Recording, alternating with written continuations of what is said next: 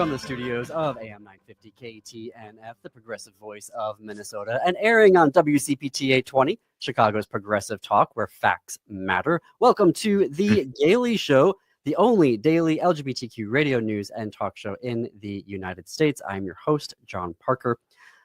It's Friday, so let's talk about some culture and entertainment. Take a breath from the news. So what is on today's episode? In the second half hour, Jim and I are going to have reviews of two films, Spark and Perfect Endings. But up first, a new anthology of crime fiction comes out on September 2nd. The title is Crime Inc. Iconic. It's an anthology of crime fiction inspired by famous queer icons. So drawing inspiration from queer icons, James Baldwin, Oscar Wilde, Candy Darling. These tales span the rich spectrum of crime fiction, from cozy mysteries and whodunits to noir, psychological thrillers, and police procedurals. Featuring 25 authors, the anthology was edited by John Copenhaver and Salem West. John Copenhaver is an award-winning author whose latest novel, Hall of Mirrors, was named a New York Times Crime Novel of the Year and won the Left Coast Crime Award for Best Historical Mystery. His earlier books include Dodging and Burning and The Savage Kind, which won the Lambda Literary Award for Best LGBTQ Mystery. He co-edited Crime Inc. Iconic and serves on the board of the International Thriller Writers, a founding member of Queer Crime Writers. He teaches at VCU and mentors in the University of Nebraska's Omaha MFA program. Anne Laughlin was born and raised in Chicago, a city that often serves as a setting for her novels. She has written 7 books for Bold Stroke Books, all standalone crime novels of the classic mystery, police procedural, and psychological thrill variety. She is the winner of 4 Goldie Awards from the Golden Crown Literary Society and has been shortlisted 3 times for a Lambda Literary Award from the Lambda Literary Foundation. She is also a contributor to Crime Inc. Iconic. They both join me now. John and Anne, welcome back to The Gailey Show. It's wonderful to be here, John. Likewise. I have to say, I really like saying the title of your book, Crime Inc. Iconic. Right. All right. So that in itself sounds very queer, but let's start with a criminal statistic. In 2023, crime fiction anthologies featured 517 stories across 30 titles. So 30 titles of crime fiction anthologies, 517 stories, but less than 1% were written by LGBTQ plus writers. What? John, help us out in understanding what the fork is going on there. So in 2023, or rather there soon after, Jeff Marks, who is a colleague of mine and fellow co-founder of Queer Crime Writers, did a study where he looked at all the anthologies which have been officially approved by the Mystery Writers of America, and then of course looked at their contents and the backgrounds of their writers, and made this sort of shocking discovery, if it's not shocking, certainly unsettling, that there is just not much representation in short fiction, crime short fiction, in our community. And Queer Crime Writers published this statistic broadly to sort of raise awareness. The goal initially was to raise awareness through the mainstream anthology and short story writing community to, I guess, urge them to do something about this. And at this point, Salem West, who is the publisher and my co-editor for Crime Inc., reached out to me and said, "Hey, John, what do you think about editing a collection of queer crime fiction as a means of sort of answering, the call of that statistic, and as a means of highlighting, of course, all these terrific authors that are in this book." The hope being, of course, that we're celebrating, distinctly queer crime writers with this anthology, but that this will be urging the wider crime reading and writing community to read, and also include some of these authors and many others, by the way. We could have done 2 of these, frankly, and find places for them in these mainstream anthologies, so that we're included along with all the other writers that are doing great work in the mystery crime writing world. You're both award-winning writers of multiple stories and novels. So before we dive into the anthology, I'd like to hear from both of you your hypothesis or hypotheses of why there hasn't been this representation. I mean, is it structural? Is it intentional? Is it just, it sort of happened? Like, John, maybe we can start with you. Yeah, I think there's a lot of reasons why this happens. First of all, I think it's important to say I do think there's a lot of well-meaning anthology editors out there. By and large, they are. They don't mean to be exclusive, and I think some of it comes. I think several things are at play here. One is that a lot of these anthologies are created by the same editors, often reaching out to the same groups of trusted short story writers. And that's not to say they aren't excellent short story writers, but it's a similar group of people. So you kind of get stuck in these circles. It's also easier to edit those anthologies because the work, that they'll produce quality work. They're all known quantities, but it has this unfortunate consequence of closing out new voices of any sort, really, honestly. Yeah. The other thing that I think sometimes is happening, I think this one's much more complex, is that you do have a well-meaning editor who reaches out to queer writers to solicit work, and then they don't submit. And this is something you've heard, I hear it a lot. It's like, well, we tried, but we didn't succeed. And they just didn't want us, is essentially. I think what's going on is that it's not just that you're reaching out, but you have to actually demonstrate that you're a safe space for these writers. I think there's a lot of fear from queer crimers being edited by a straight male, often older guy, and what impact that might have on their work. So there's fear that you have to overcome. It's not just reaching out, but you have to sort of demonstrate how you're an ally beyond just what sometimes can be read as the performative need to diversify a list in an anthology. In other words, you guys sort of make a demonstration of, it's not just that we want to diversify so no one dings us, it's because we're really interested in your work and what you're doing. Mm-hmm. So I think maybe there's some editors out there that just simply aren't interested, do not want to have that conversation, and roll their eyes that, essentially sort of this implicit, we're just writing in fear of work because we're queer writers. And I think that's insidious and horrible. I think that's definitely the exception. It's mostly well-meaning folks not quite getting it right. Anne, how about for you? Well, it's hard to expand on John's answer, but I do think there's the unconscious bias that remains with so many people, and I think the point about fishing in the same pond is a powerful one. We kind of see it in the queer writing world as well, in anthologies and other work. But I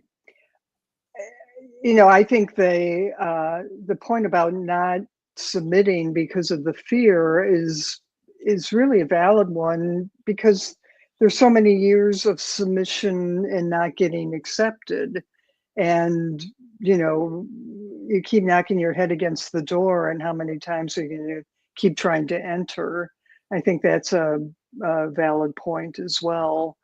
So I think there's a number, as John pointed out, just a number of elements at play here that kept the representation from really reaching its zenith, which I hope with this anthology we're stepping toward. Well, all right, let's pivot then to the anthology without further ado. We've set the stage, we've set the table for Crime Inc. Iconic. And I'm curious then, maybe we could start with you. How did you interpret the theme then of iconic? How did you go about writing your particular story? Like, give us a little bit about it. Well, my iconic character came instantly to mind because I've had a bit of an obsession with Vita Sackville West for a long, long time. And Vita Sackville West was an aristocratic woman in the early part of the 20th century who was a raconteur who had a string of love affairs. She left a lot of broken hearts behind her, including that of Virginia Woolf. And she was an iconoclast.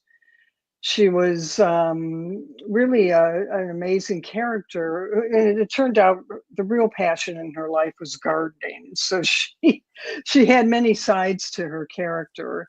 But one of the things that, and just to state how long I've been interested in her, my mother in 1980 gave me a biography of Vita Sackville West. So for 45 years, this has been going on. And so I immediately chose her. And one of the aspects of Vita in her heyday was that she liked to dress as a man and go off on weekends with whoever her current lover was. And she would stay in male character for the weekend and enjoy cross-dressing and acting as a man, as a married couple, wherever they would go. Small towns in England were a good example. So it came to mind, what if, I don't know how this made this leap, but I thought of, what if there was a group of high society women, if not virtually aristocratic, but high society women who not only liked, but felt most themselves when they dressed as men. And they were shut out of society completely. So they formed a gentleman's club. And this is in the heyday of gentlemen's clubs in London. They formed their own gentlemen's club where they could dress as men and be with others, like-minded other women. Did you ask? I have to take a quick break here. Yeah. We're going to have more with John and Ann when we come back. You are listening to The Gailey Show on AM 950 KTNF, the progressive voice of Minnesota, and WCPT 820, Chicago's progressive talk, where facts matter. More after the break.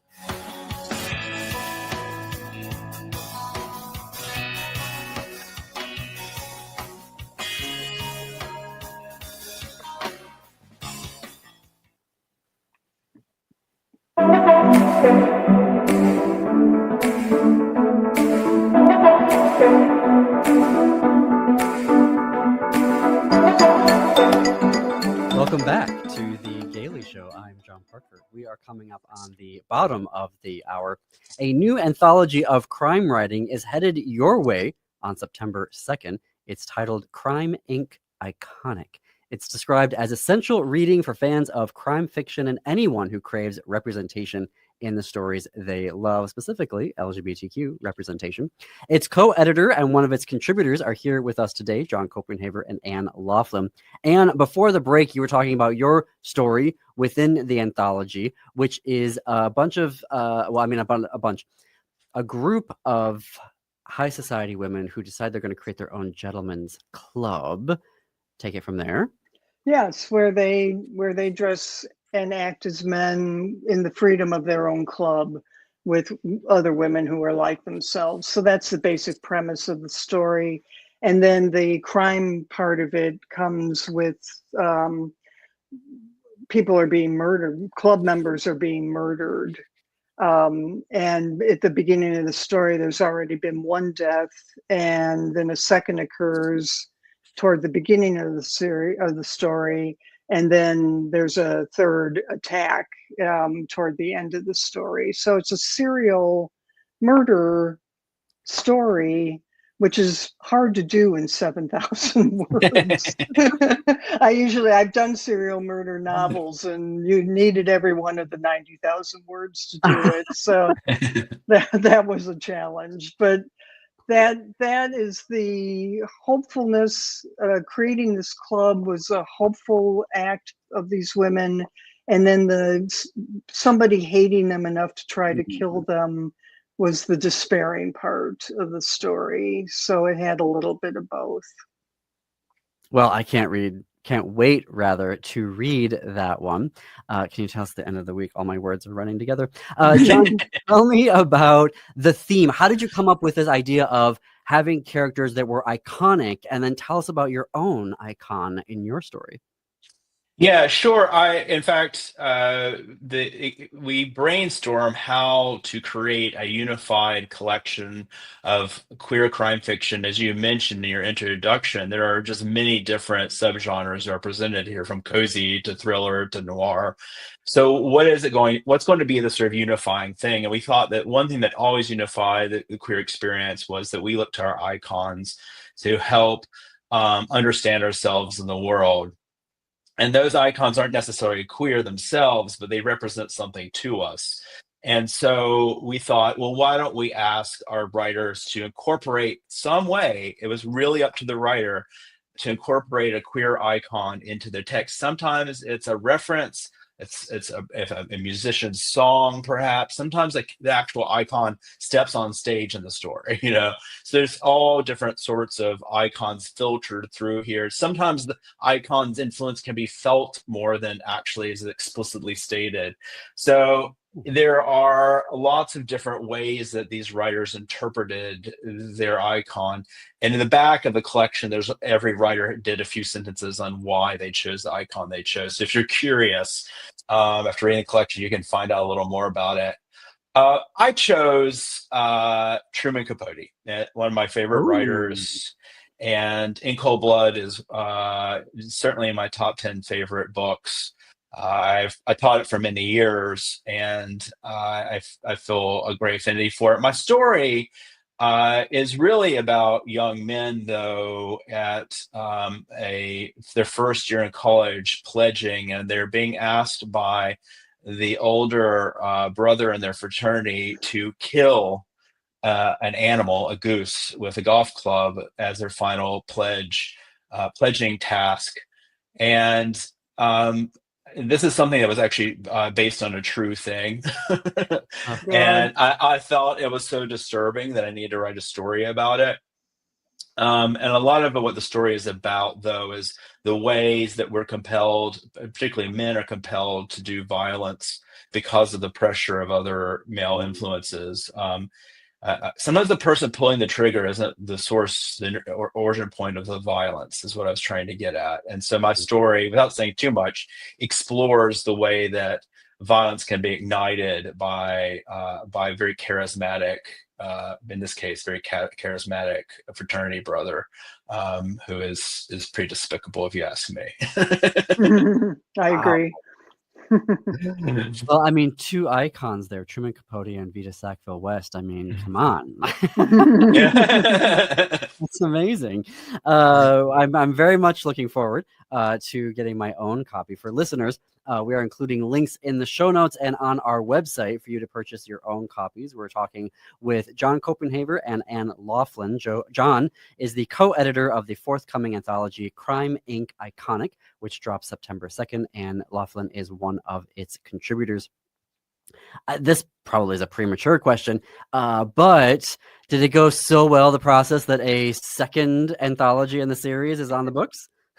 That is certainly by design the hope. I have a list of writers who I'm really dying to include. Like I mentioned earlier, there's so many wonderful queer writers out there. There certainly could be.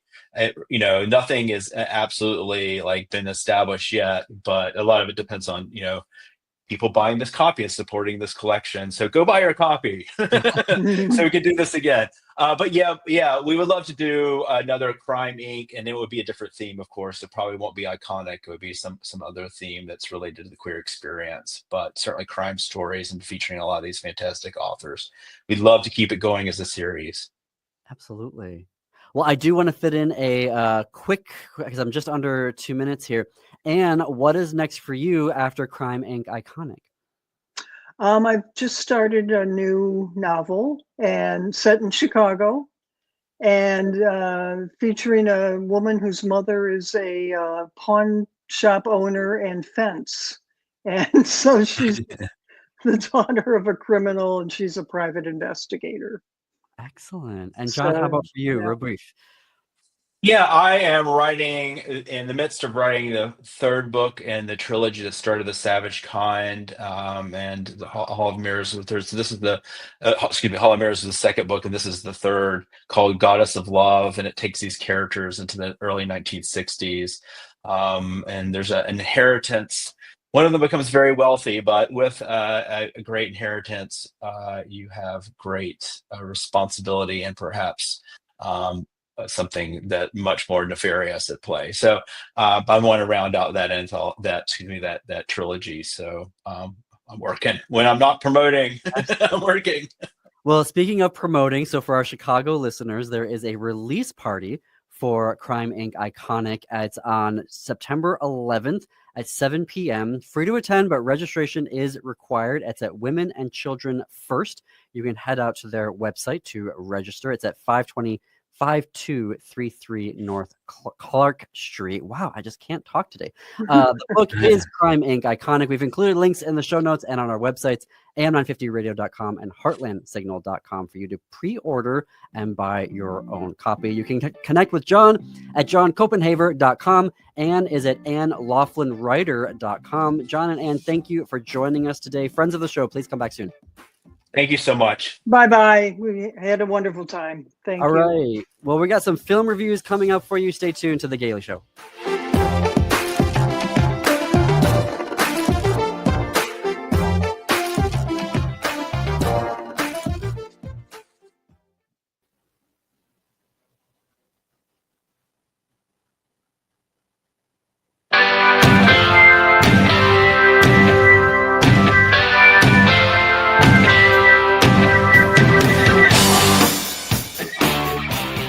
Coming to you from the studios of AM 950 KTNF, the progressive voice of Minnesota, and airing on WCPT 20, Chicago's Progressive Talk. Welcome back to The Gailey Show. I am John Parker. It is 33 minutes after the hour. In the studio with me now is my executive producer, Jim Pounds. Hey, all. We are going to give you a couple of film reviews today. Yes. So the first one we're going to talk about is Spark. Oh. Now, Spark is, here's the official description. Aaron gets stuck in a time loop after meeting Trevor. Seeking love, he tries to break free by unraveling Trevor's potential involvement while reliving the same day over and over and over again.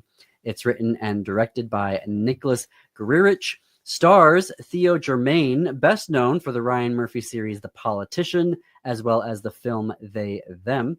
Vico Ortiz, also starring Vico Ortiz, who had a star-making turn in the tragically canceled Our Flag Means Death. Never forgive HBO for canceling that series. And Danelle Leyva, a three-time Olympic medalist in gymnastics who moved to LA and starred in America Ninja Warrior, is our third star of Spark. As always, is there animal violence? No. Is there anti-LGBTQ violence? No. Is there an HIV storyline? There is not. Is there a happy ending? There's a WTF ending. And folks will just have to interpret that as whether or not it's a happy ending or not.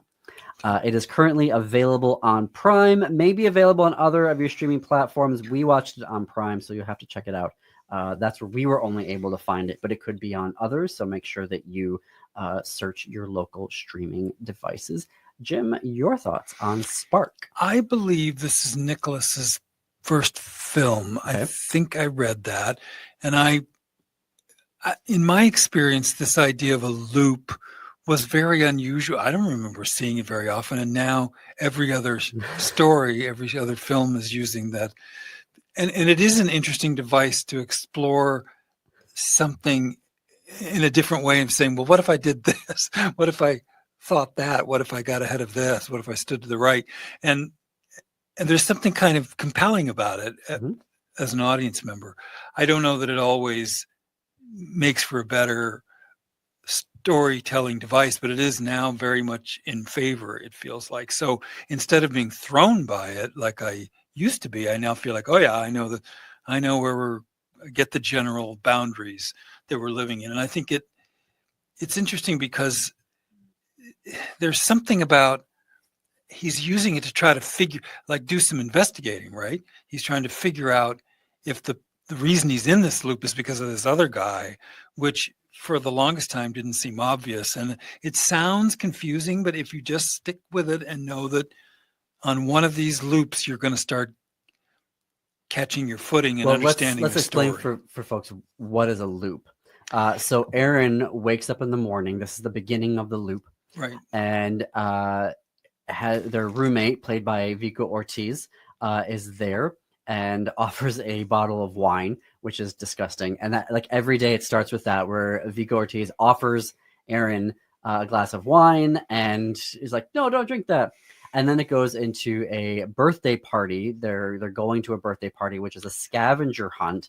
And so the person whose birthday it is putting people together randomly to go out and find clues that then let you know where the party is. And that's how Aaron meets Trevor, because Aaron is in a parking lot by a park and is waiting for somebody to show up. And then Trevor shows up and is like, well, I guess you're my ride. And then they have to go to the next place, which is a house. And the house has clues in it as well. And then that leads them to the party. But before they get to the party, there's sort of this loop again. And Aaron is clearly attracted to Trevor. But before they can find out whether or not it's reciprocal, even though they do some making out in the house before where the final clues are, it kind of restarts the day constantly. Yeah. That's the loop. Yeah, and whatever the loop is in detail, it you're oriented towards whoever your hero is. So the person that you keep seeing in this loop, you're feeling for him or for them and whatever they're going through, and you're trying to figure it out to help them too. At least I felt very invested in why is this happening, and he got to be very sort of he had more self-awareness. He didn't seem victimized. He seemed like he was being very calculating about, if I change this and I don't say yes to that and I stand over here and I refuse to.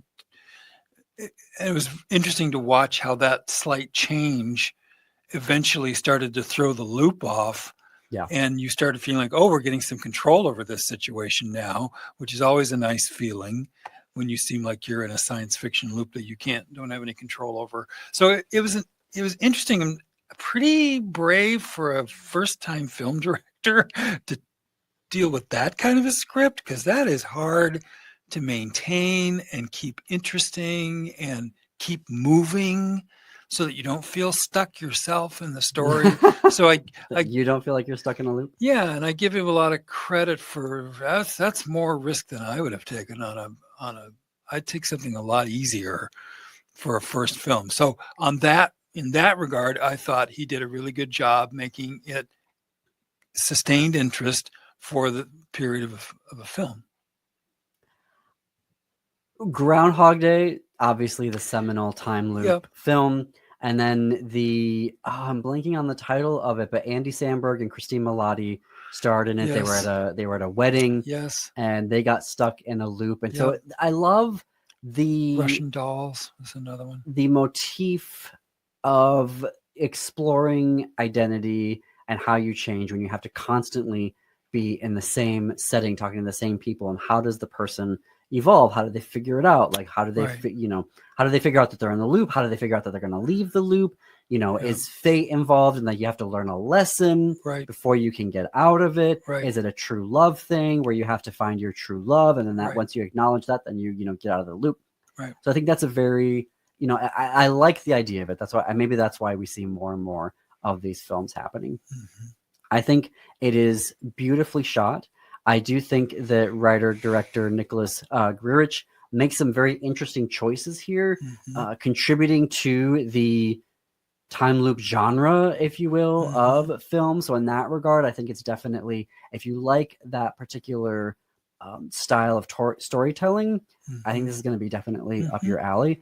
I think that having a non-binary hero is also interesting. And I say that not just because of the representation. I think how individual people, based off of the community they live in and how they have to navigate that community, what they then bring to figuring out the time loop and the perspective of how to get through the time loop. And do you even want to leave the time loop? Like if I ever found myself in a time loop, I would just enjoy that. I would chill out for 1,000 days because I would love that level of control. But I think that's why I also, and Theo Germain really shows off their talent here as an actor. Yes. You know, they were fantastic in The Politician. You could clearly tell there's a lot of talent there. So it was very nice to have a vehicle for them to really shine. And I hope that this leads to more work for them. I absolutely love Vico Ortiz. They were my favorite character, I think. Yeah, they were my favorite character on Our Flag Means Death. Okay. Such an interesting storyline. Their character was pretending to be this super vicious male pirate, and then you come to find out that they're not this, cisgender violent pirate, even though the character is clearly an assassin and knows what they are doing and can be ruthless at times, but also very sweet. And so I loved that character. So I was also just so pleased when we sat down to watch it. I'm like, oh my God, it's Vico Ortiz. So again, I want to see both of them in more films as much as possible. I think this was a really great way of another good showcase for Vico. Like, please get them a series. Like, I think HBO, like, Vico's owned a series from HBO because they canceled Our Flag Means Death. Oh, wow. So that could be payment. That could be retribution. That's one way of looking at it. To Vico. Yeah. So to that end, very well made, very interesting choices from a writer perspective in terms of how to navigate the time loop, how to get out of the time loop. The ending was a choice. I did not like the choice. This is, folks who've been listening now for a while and listening to us do these film reviews know that once I don't like a writing choice on the ending, and I am very hard on people when it comes to endings, because they're really critical. And I think that's because I have such a hard time as a writer ending things. And so I'm constantly watching folks and how they're choosing to do that. And maybe I'm overly critical. I did not like the choice at the end. I think other folks may be like, oh, that was totally the right choice to make. And this is a happy ending. And so I'm going to run with that. I didn't necessarily feel that way. So I'm still going to give it 3.5 stars. I think I'm going to give it 4 stars. And I'm interested that the ending didn't ruin it for me, or didn't. Oftentimes it does, really put a bow on it or put a stinking pile of poo on it. But that's not, in this case, for some reason, the ending left me sort of, I don't know, unaffected, or I don't know. I wasn't invested in it. Maybe that was the problem, but I accepted it. And I would give it 4 stars because I think for a first time effort, that was pretty good. I think there are 2 people that Theo Germain's character, Aaron, are, there are 2 people that Theo is attracted to. Right. And there's a choice made at the end about which attraction to pursue, which seemed weird to me. So that's where some people would be like, oh my gosh, it's such an amazing happy ending. Right. And then I just didn't like the choice. So that's what's getting me down to a 3.5. Yeah. That being said, it's a solid 3.5 rainbow stars. Yeah. So definitely check it out. As we said earlier, we found it on Prime. It could be available on different streamers, so check out your favorite streamers to see if it is available there. The film is Spark. All right, the next film, Perfect Endings. This is a Brazilian film. It is directed by Daniel Ribeiro. It is written by Ribeiro and Rafael Gomez. It stars Artur Volpi, Michelle Yoseas, I apologize for these Portuguese names, Juliana Gerais, Marcus Oli, and Rafael Americo. So what is this particular film about? João and Hugo end their 10-year relationship, but decide to stay best friends. And João thinks this is absolutely delightful and that it was the perfect way to end their relationship. And the metaphor that he uses is, it's like a TV series. We went out on top and we didn't have any more seasons that would have been terrible to watch, and then everybody doesn't like the show. As each of them start dating again, uncontrollable emotions arise, contrasting the planned perfection of their breakup. As always, we like to let folks know off the top, was there animal violence? No. Was there an anti-LGBTQ violence storyline? There was not. HIV storyline? No. Happy ending? Yes, but interesting how they got there. Also available, we found it on Prime. Again, check your local streamers to see if it is available there. Jim, your thoughts? First of all, the premise, I don't know, maybe I'm too much of a romantic or something, but the idea that, let's stop while we're on top, that just seems so artificial to me. And I, being a clearly codependent person, I would never do something like that because, you stick with it no matter what. But I feel like, so right away, the premise took me out of it. Like, we're going to just stop because this has been fun and now we're done after 10 years. I couldn't fathom any of that, but that's how these characters felt. So you kind of have to accept it, but I didn't like any of that thinking. So I started out with my arms crossed across my chest, and I'm going to stop there. I do have to fit in a break. So we're going to have more of our review of Perfect Endings, a Brazilian film that came out last year. One last break to get to, but still lots to talk about here on The Gailey Show. You can keep the conversation going. Follow us on Blue Sky. We're at thegaileyshow.org. You can also sign up for AM950's newsletter if you're in Minneapolis, St. Paul. Go to am950radio.com to sign up. More after the break on The Gailey Show.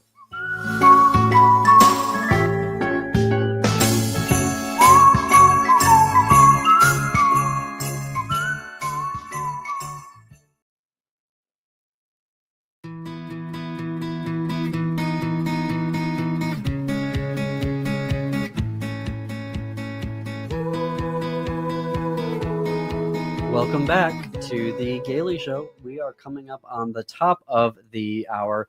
On Fridays, Jim and I like to provide film reviews for you to see what you can watch over the weekend, in addition to reading new books. And please be sure to pre-order the book that we talked about earlier today, Crime Inc. Iconic. We're including links in the show notes and on our website. The film we're talking about right now is Perfect Endings. Jim, do you want to continue where you left off? Well, so I was resisting the sort of setup, but realizing they're just trying to get into some other examination, really, instead of justifying that. And I was reading a review that was talking about how this is an examination of relationships and, how to understand them. And so they use this metaphor, which I also didn't love, of here's a Rubik's Cube, and I'm trying to figure out how to solve the Rubik's Cube, and that's the metaphor for I'm trying to figure out relationships. I thought, oh God, that seems so obvious. But the people were, attractive and characters were interesting. And I just felt like a lot of the structure of it was sort of obvious and a little shallow, but the performances were believable, and you cared about them, and you wanted them to figure it out. I felt invested in the characters, but not because of the writing. At least that's what I thought. That was a weak spot personally. The Rubik's Cube did feel cliche, not trope, to me as well. Something I think it'd be interesting to tell folks is that Zhao is also an editor and filmmaker and is trying to pursue getting a film made, but it's put on hold when the production company that he is working with is bought out by another one, and they put a hold on a whole bunch of non-commercial projects. Right. What he ends up doing is while he's meeting new people through, I'm assuming the app is Grindr, goes and meets this couple, doesn't want to have a three-way with them, but ends up, they will say, why don't you record it then? And he does such a great job of filming them because he's a filmmaker that they're like, can you come back and do that again, but make something more like professional? So he does that. And the couple love it so much, they tell somebody, friends of theirs. And so they ask him to come over, and they're giving him cash, Zhao, to do this. And so it starts this sort of side hustle where he is going around with these couples and making these naughty videos. naughty videos Yeah. for them. And so that to me was way more interesting than the Rubik's Cube, because he is able to observe these relationships. He's able Yes. to observe these various ways that people are being intimate with each other. Yes. He has a pair of friends who are absolutely hilarious. They give the funniest lines of the entire movie, which is, I mean, and it's just on point. And so I really appreciated those performances. I really appreciated the writing of both of those characters. I think it's interesting also as he is trying to find himself, to your point, Jim, and he's thinking, well, I did have the perfect breakup, so here we go. And it then becomes kind of clear that was it the perfect breakup that he thought that it was. And he's trying to sort of date these other people, but it feels like he's fumbling the ball on them, because has he figured out the right lessons from the breakup of the relationship? Hasn't he? They do leave it ambiguous as the viewer, where you can sit there and go, well, yeah, he did make the right choice. But then something's like, well, maybe he didn't make the right choice based off of how he's interacting with this particular person. And I also thought it was very clever structurally in the filmmaking that instead of making us rely on watching a person text on a phone and then, you know, are they zooming in close enough on the phone for us to see the messages? And there are better people who are more accessible where they put the text box, you know, icons, you know, the thought Full bubbles size. on the screen. Yeah. This one, they just got rid of that altogether. Yeah. And they had the people talking to the camera as if they were talking to him, Right. so that you at least have, you know, they're talking to you and, you know, as the audience member, but you're clear that they're talking to each other. Right. But it is that feeling that you have when you're texting with someone online, is that you are sort of, you're talking to them, but you're sort of talking at them. Right. Which I appreciated also structurally, the insight that the filmmakers had about how we talk online to people. And then there were times where it sort of had this Brady Bunch feeling effect, you know, as well. For the kids, you know, Brady Bunch, go YouTube the Brady Bunch opening and you'll get a sense of what I'm talking about. Thank you for that reminder, because that is a problem. So many filmmakers and television makers have done a horrendous job of delivering important information that we can't see. Awful. Sometimes we've gone back and replayed things and stood and pause up it next and to then walk the up to the television TV to see what's, you know, on the little It's like, tiny screen. Wow. Yeah. And you're right. This film made that easy as pie. And I give them a lot of credit for that. Yeah. Better filmmakers have not been able to solve that. Mm-mm. And I think, you know, for some people, you know, when you see the text on screen in the text bubble, that's how we're used to chatting with people, you know, in whatever app that you're chatting with them on. And so that it gives that experience to it. Right. But there was just something really nice to hear the humans, as interpreted by actors, say the words that they're typing, because they're able to bring some interpretation to it that you wouldn't necessarily get.